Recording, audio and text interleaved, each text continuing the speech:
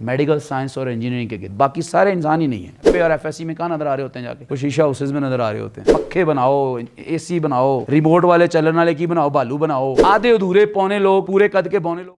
तहजीबी कश्मकश का सबसे पहला बुनियादी प्री रिक्विजिट और करने का काम ये है मेरे दोस्तों कि हमें क्या करना है, गौर फिक्र करना है। मैं ये जो पढ़ रहा हूँ ठीक भी पढ़ रहा हूँ कि नहीं पढ़ रहा यार, इसका मेरी तहजीबी कश्मकश में कोई किरदार है भी कि नहीं है। जरा गौर कीजिए, आपका पूरे का पूरा एजुकेशनल ट्रेंड उस बड़े उनके नैरेटिव में, तहजीब के नैरेटिव में जो पूरे का पूरा एजुकेशनल ट्रेंड बनाया गया है, उसे सिर्फ दो गोल्स के गिरे घुमाया जा रहा है। अभी बैठे हुए बात हो रही थी, वो क्या है आपकी, सिर्फ मेडिकल साइंस और इंजीनियरिंग के गिर्द, बाकी सारे इंसान ही नहीं है। अच्छा, जो बंदा बेचारा पॉलिटिकल साइंस में मास्टर्स कर रहा होता है ना, या जो बंदा इकोनॉमिक्स में कर रहा होता है, जो सोशल साइंसेज में कुछ कर रहा होता है, कुछ भी कर रहा होता है सोशल साइंसेज में, ठीक है, वो उससे पूछे ना क्या कर रहे हो यार, पॉलिटिकल साइंस में मास्टर्स कर रहा हूँ।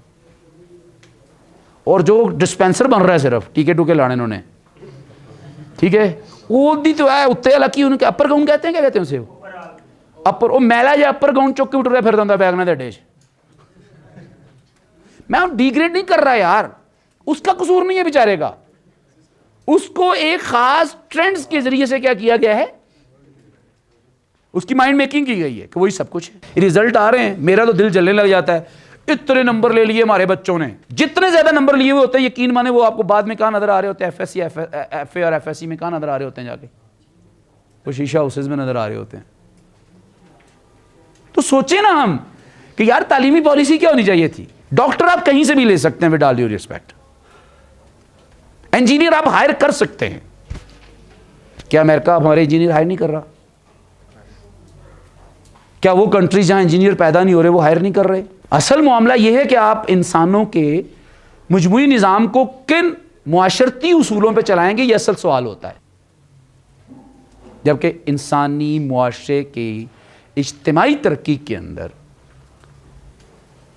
ह्यूमैनिटी साइंसेज जो होती हैं और जो आपकी नेचुरल साइंसेज होती हैं, जो सोशल साइंसेज होती हैं, वो बुनियादी किरदार अदा करती हैं। तो गौर व फिक्र करें ना हम कि हमारा तालीम के मैदान में किस शोबे में कितना इन्वेस्ट होना चाहिए, इंसानी सरमाया और ह्यूमन रिसोर्स, और हमारा ह्यूमन रिसोर्स कितने परसेंटेज के एतबार से किन साइंसेज में कितना इस्तेमाल होना चाहिए। गौर व फिक्र कर रही है मिनिस्ट्री ऑफ एजुकेशन इज्तिमाई तौर पे। दूसरा बड़ा सीक्रेट या दूसरा बड़ा तकादा या दूसरा बड़ा कदम या दूसरी बड़ी तहजीबी कश्मकश के मुकाबले में जो आपने तैयारी करनी है, वो इल्मी महाज की तैयारी है। मुझे बताइए, गारे हिरा के बाद क्या हासिल हुआ वसल्लम को? एक नेचुरल सीक्वेंस है, when you observe, when you think deeply, so you get solution. अल्लाह मुतवज्जे होता है आपके पास तरफ। अल्लाह क्या होता है फिर आपकी तरफ? वो आपको सुझाता है, वो आपको बताता है, वो आपको इंडिकेट करता है, वो कुछ चीजें आपके लिए क्या करता है, गैर महसूस अंदाज में ड्रॉ कर देता है। वही को छोड़ भी दीजिए एक मिनट के लिए, तो हर इल्म जो है उसकी आगाज किससे होगी? पहले मुशाहिदे से ही होगी ना, ऑब्जर्वेशन। इस वक्त आपकी सारी की सारी इन्वेस्टमेंट किस पे हो रही है?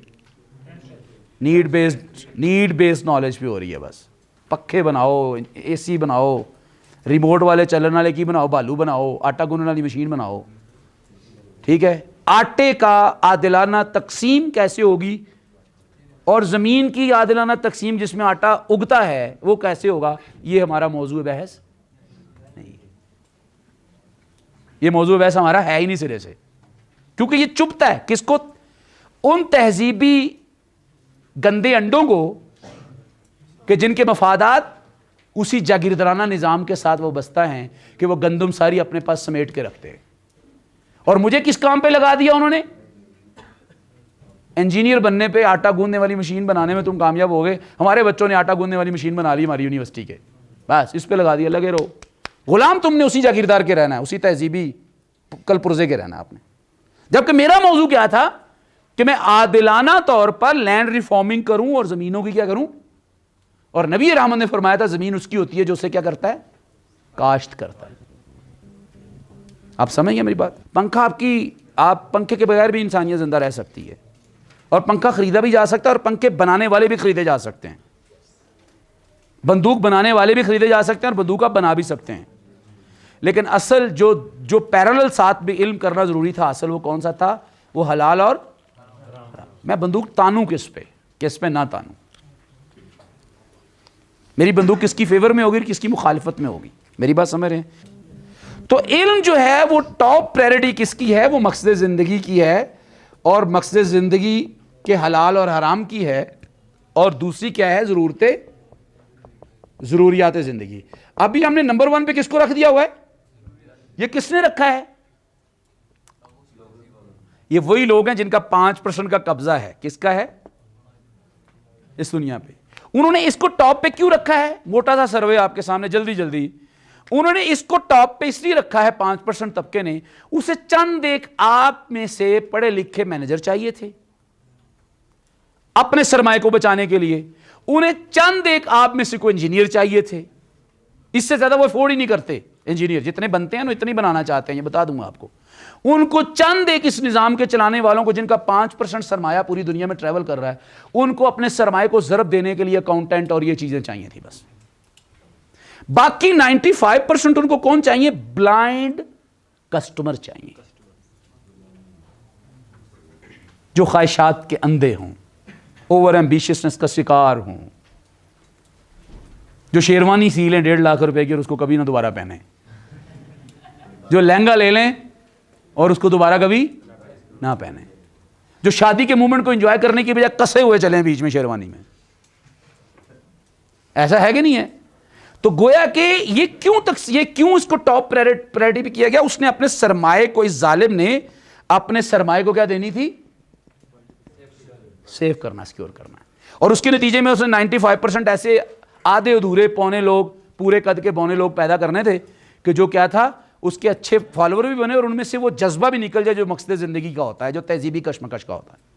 तो इल्म हासिल करना दूसरी बड़ी तैयारी है।